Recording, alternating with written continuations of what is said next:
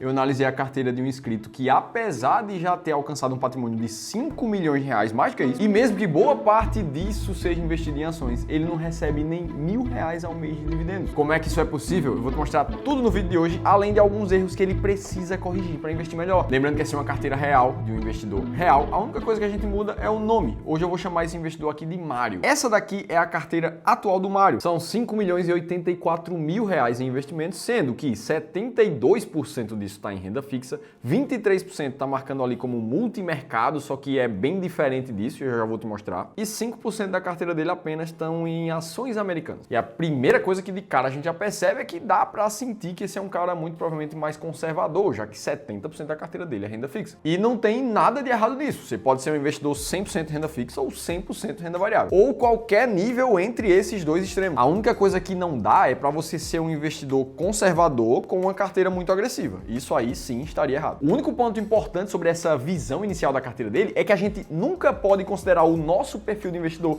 na hora de dizer o que a gente acha da carteira do outro investidor. Não é porque a minha carteira pessoal, Felipe Almeida, é 100% renda variável que eu vou dizer que a carteira que tem mais renda fixa está errada. Isso precisa respeitar o perfil do cara. Dito isso, vamos dar um zoom um pouco maior nessa carteira, porque tem 3 erros aqui extremamente importantes que a gente precisa considerar. O primeiro erro é a quantidade de fundos ruins que tem na carteira do Mário. E isso vem de umas primeiras percepções que a gente tem quando a gente abre a carteira dele. Essa parcela de multimercado da carteira dele é totalmente feita por fundos de investimento, mais especificamente 17 fundos diferentes. E aí fica a pergunta: tem problema nisso, Felipe? Tem problema. Porque o que é um fundo de investimento no final do dia? É você terceirizando a sua estratégia de ações para a cabeça de um gestor profissional de ações. E isso por si só não tem problema, uma vez que a estratégia do gestor ela seja positiva, vencedora, você acredite nela e permaneça nela por muito tempo. Agora, existe um problema que você perde controle do seu próprio dinheiro, uma vez que na grande maioria dos casos dos investidores, eles não fazem a mínima ideia de qual é a estratégia que está por trás do fundo de investimentos que eles investem. Fora isso, o grande problema que a gente vê aqui é a grande quantidade de fundos. Vamos olhar para alguns deles específicos e vamos nos guiar pelas maiores posições que ele tem aqui. Por exemplo, esse Bradesco VGBL aqui, que tem quase 300 mil reais, é a maior posição dele e ele é alocado em Ibovespa. Ou seja, em tese, esse fundo deveria ter a mesma rentabilidade do que o Ibovespa, pelo menos. Só que quando a gente vai olhar para o histórico de rentabilidade desse fundo aqui, o que a gente vê é que nos últimos 5 anos, mais ou menos, a estratégia perdeu para o CDI, beleza, mas as ações do Brasil também tiveram um período muito negativo nesse mesmo tempo. Mas o maior problema acontece quando a gente compara esse fundo com o próprio Ibovespa e a gente vê que o fundo de investimento ficou abaixo do que o próprio índice que ele tenta replicar. E a gente está falando de mais de 10% de diferença em 5 anos. Isso é bastante coisa. E aí você pode se perguntar: Felipe, mas por que isso acontece? Porque basicamente o gestor do fundo está replicando uma estratégia passiva, ou seja, investindo em Ibovespa, só que ele cobra uma taxa de administração que gira entre 0,5% ao ano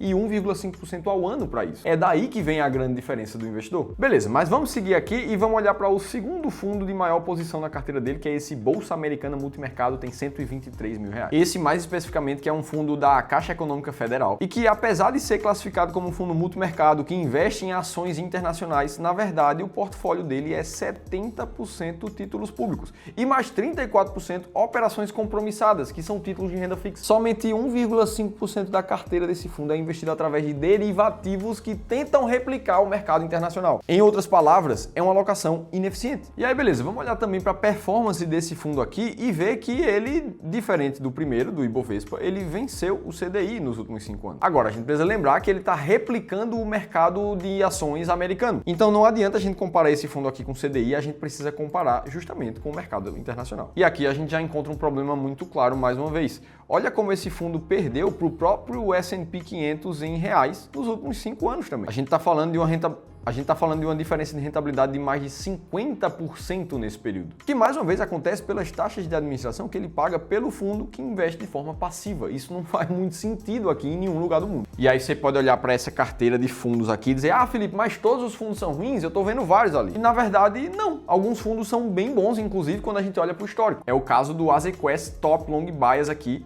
que é um dos fundos da carteira, que quando a gente olha para a comparação com o IBRX, a gente vê uma performance que é maior realmente, desde 2011 para cá. Agora, lembra que eu te falei que você nunca tem clareza o suficiente do que é que o gestor está fazendo lá na ponta para escolher as ações do fundo? Isso segue sendo verdade. Só que existe uma forma que pouca gente sabe de descobrir quais são as ações que estão ou estavam, pelo menos, na carteira do fundo de ações. Pega um caderno e anota, porque isso aqui pode ser legal para você estudar fundos de investimentos e descobrir ações que estão dentro deles. Você vai vir aqui no Google e vai digitar fundos de investimentos CVM, já está aqui. Ó. E aí você vai clicar aqui em consulta a fundos de investimentos cadastrados na CVM. Nessa página você vem em fundos registrados, porque você não quer ver os fundos cancelados. E aí aqui na lâmina do fundo, normalmente você vai encontrar o CNPJ de cada um deles. Agora é só digitar esse CNPJ aqui, colocar continuar e encontrar esse fundo aqui. Depois de abrir as informações do fundo, você pode vir aqui em composição da carteira. E aí aqui a gente vai ver exatamente a alocação que o fundo tem. E a primeira coisa que a gente vê é que o Azequest Top Long Bias, ele investe na verdade no fundo master, ou seja, no fundo principal do Azequest aqui. Basicamente 99,98% do patrimônio líquido do fundo está alocado nesse outro fundo. Então vamos clicar nele aqui para descobrir. Vamos fazer o mesmo processo. CNPJ aqui, digita nessa parte de pesquisar, descobriu aqui o fundo master, composição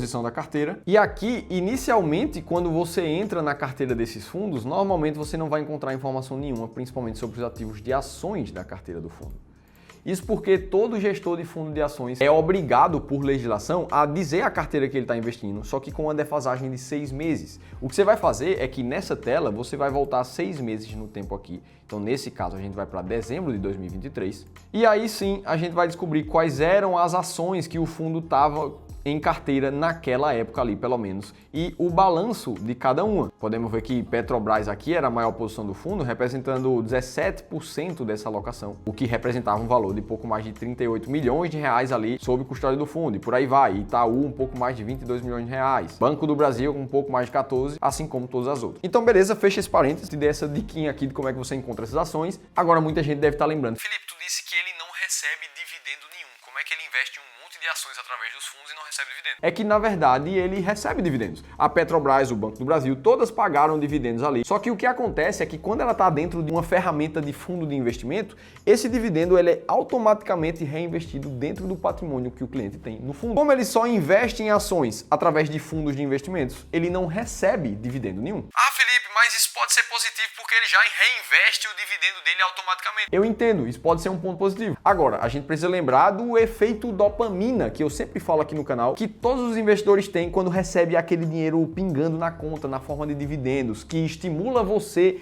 emocionalmente a continuar investindo, porque você quer ver o seu fluxo de dividendos crescer ao longo do tempo. Além disso, o dividendo que cai na tua conta, você pode juntar com o teu aporte mensal e você vai ter um volume financeiro cada vez maior para rebalancear a tua carteira com esse dinheiro que está em conta. Então, por essa ótica, não receber dividendos na conta diretamente é muito ruim, sim. Beleza, aqui a gente já tira alguns insights. Ele investe somente através de fundos. Muitos dos fundos, e principalmente os de maior valor alocado ali, são fundos ruins. Ele não recebe dividendo na conta por esses fundos, só que tem mais problema ainda aqui. Esse investidor está muito pulverizado em ações quando a gente vai fazer o balanço geral. Afinal de contas, só nesse primeiro fundo que eu te mostrei, são 32 empresas diferentes que esse fundo tem na carteira. Vamos andar mais um pouquinho. Um outro fundo de posição relevante aqui é o Brasil Capital Trim, quase 80 mil reais que ele tem alocado. Um fundo que teve uma rentabilidade ali um pouco acima do Ibovespa, ok, teve uma rentabilidade ok. Só que se a gente voltar 6 meses aqui também na alocação do Brasil Capital, a gente vai ver aqui de novo várias e várias empresas diferentes em alocação que também fazem parte da carteira desse investidor, mesmo que indiretamente. A gente está falando de mais 21 posições de ações aqui. E aí, se a gente for fazer uma conta muito rápida de 20 ativos por cada um dos fundos de ações, contando que ele tem 17 fundos de ações diferentes na carteira, a gente estaria falando de 340 ações diferentes na carteira desse investidor. E é claro que existem várias sobreposições de Petrobras, de Banco do Brasil, que tem em vários fundos diferentes, mas o fato é que ele tem zero clareza de como é que está a alocação de ações dessa carteira. No final do dia, o que acontece é que carteiras desse tipo aqui ficam muito próximas à rentabilidade do próprio índice Bovespa, uma vez que tem tanta ação na carteira que isso vai aproximando ali da média do mercado. Agora, sabe o que é pior ainda disso tudo? É que juntando todas as taxas de administração de todos esses fundos aqui, o Mário paga 0,43% da carteira dele, de todo o patrimônio, só em taxa de administração ao ano. A gente tá falando de R$ 21.863 ao ano em taxa. Isso tudo para ter uma rentabilidade praticamente igual ao do Ibov, do BOVA 11. Então aqui a gente tem um combo de problemas. problemas. Ele investe através de fundos em que ele não sabe ao certo o racional para selecionar aquelas ações. Se fosse um ou dois fundos, tudo bem, ele poderia acompanhar as cartas dos gestores ali. Mas 21 fundos diferentes é praticamente impossível de fazer isso. Ele tem uma pulverização gigante de ativos aqui e ele tem taxas de administração sendo pagas para isso. Taxas que são ruins para o investidor nesse caso, só que pode ser ótimo para o assessor de investimentos que indicou toda essa carteira de fundos, já que o assessor recebe uma parcela dessa taxa de administração como pagamento por ter indicado os fundos. Diferentemente, e aqui vai uma coisa que quase ninguém sabe, quando você tem uma carteira de ações ou de ETFs, o teu assessor de investimentos não recebe nenhuma comissão por aquela carteira de ativos. E aí eu te pergunto, se você tem um assessor de investimentos hoje em qualquer corretora do Brasil ou do mundo, e se ele for comissionado a depender do produto que ele venda para você, o que é que você acha que ele vai te sugerir? Um fundo de ações que paga uma parte da taxa de administração para ele ou uma carteira de ações que não te paga praticamente nada? A não ser que sejam aquelas carteiras automatizadas que fazem todo o trabalho para você e você paga uma corretagem altíssima. Na maioria dos casos, ele vai te levar para o produto que paga mais comissão. É assim que funciona um mercado com um conflito de interesse muito vivo. Aí muita gente pode chegar aqui e perguntar: "Tá, Felipe, então vocês são contra investimentos em fundos de investimento aí no Clube do Valor?" E na verdade não, a gente é contra a falta de clareza e principalmente a gente é contra o conflito de interesses que o mercado de investimentos ainda vive no Brasil. A gente é a favor de que você saiba sempre exatamente qual é a ação, qual é a renda fixa, o fundo imobiliário, o ativo internacional que você tem que comprar, quando comprar e quando vender, inclusive, aquele ativo. Por isso que se você é como o Mário, se você tem um monte de fundos perdidos na tua carteira, ou se algum assessor de investimentos te vendeu alguma coisa que você está desconfiado, não sabe se aquilo ali foi melhor para ele ou para você, eu te convido a participar de uma consultoria gratuita como essa, que o Mário participou, onde um dos nossos especialistas vai dedicar uma hora específica para olhar para o teu caso, para a tua vida, para a tua carteira de investimentos e entender o que é que está podendo melhorar ali. E como é tudo gratuito, você não tem absolutamente nada para perder. No mínimo, você vai ter uma segunda opinião profissional sobre a forma que você investe hoje. Para participar de uma consultoria como essa, é só clicar nesse link, preencher um breve formulário que vai aparecer para você. Tá no primeiro link da descrição do vídeo também. E aí você me pergunta: "Felipe, acabaram os erros dele?" Pior que não. O terceiro é o pior. Ele tá perdendo dinheiro na renda fixa. Porque afinal de contas, a gente tá falando de uma classe que significa mais de 3 milhões e 600 mil reais na carteira desse investidor, são 72% da carteira dele. E de fato, o problema não é que é renda fixa em específico, a gente já falou sobre isso. O problema tá como ele distribui o dinheiro dentro dos ativos dessa renda fixa. Porque afinal, o que ele tá fazendo aqui é dando muito mais peso financeiro para ativos pós-fixados como o Tesouro Selic, por exemplo, e muito menos peso para ativos atrelados à inflação como a NTN-B, títulos do Tesouro IPCA+.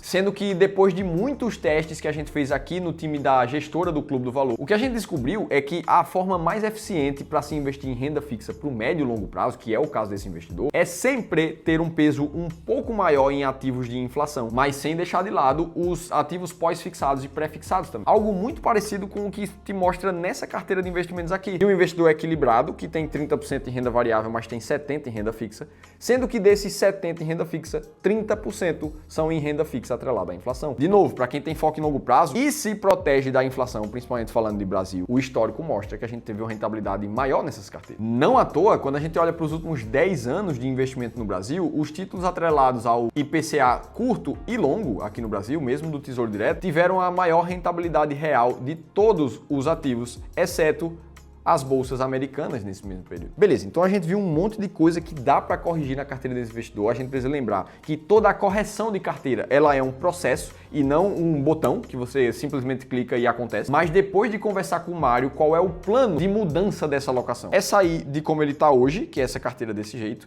e ir para uma alocação muito parecida com essa daqui, que é o modelo que a gente chama de equilibrado aqui no clube, com 70% de renda fixa ainda assim, mais 30% muito melhores alocados em renda variável. E principalmente com muita clareza, tanto de quantos por cento vai para cada classe de ativos, como de quais ativos devem entrar em cada uma das classes e em que tempo isso deve acontecer. E o mais legal é que por causa dessa clareza e por causa das estratégias testadas, a gente consegue ver o que é que essa carteira entregou de resultado no passado. Para quem investiu R$1 milhão lá em 2004, quase 2005, esse patrimônio teria se transformado em praticamente 11 milhões de reais, ou seja, foi uma rentabilidade de 11 vezes o capital investido numa alocação como essa. E aí pensa, o Mário, ele é um médico de 42 anos de idade, ele não é velho, ele também já não é mais tão jovem. E ele até tem uma assessoria de investimentos, mas ele basicamente faz tudo por conta própria. O grande objetivo de vida que ele tem é desacelerar da profissão dele daqui a 10 anos, com 52. E para isso ele precisa alcançar uma renda passiva de 50 mil reais por mês. Vamos usar essa calculadora de independência financeira que a gente criou aqui no Clube do Valor para fazer essas contas. Ele deseja uma renda passiva mensal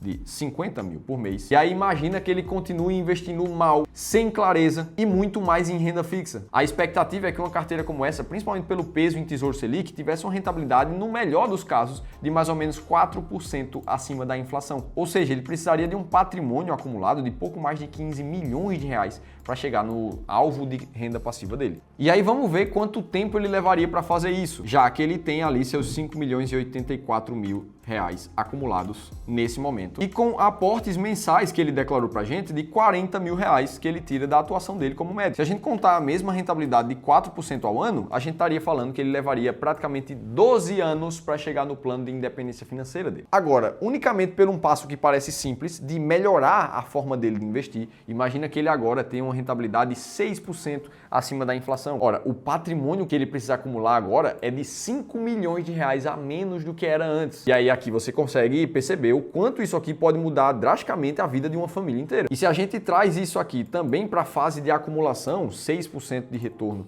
ao ano acima da inflação, a gente está falando que o Mário vai chegar no plano dele, pelo menos ali em 6 anos. Ora, se ele quer chegar a isso em 10, a gente está falando de um cenário que é muito bom para o Mário. Inclusive, se você quer fazer a tua própria simulação de aposentadoria usando essa ferramenta aqui, eu vou deixar um link, porque ela é gratuita e ela é na internet. Você pode fazer ali sem nem baixar a planilha nenhuma. É só clicar aqui em cima ou no segundo link da descrição do vídeo. Dito isso, essa foi a análise da carteira do Mário. Me conta aqui nos comentários o que é que você faria se você fosse o Mário. Agora, se você quiser ver o vídeo que eu analisei a melhor carteira que já passou aqui pelo canal, você precisa assistir esse outro aqui, que é da semana passada. Eu vou estar te esperando por lá.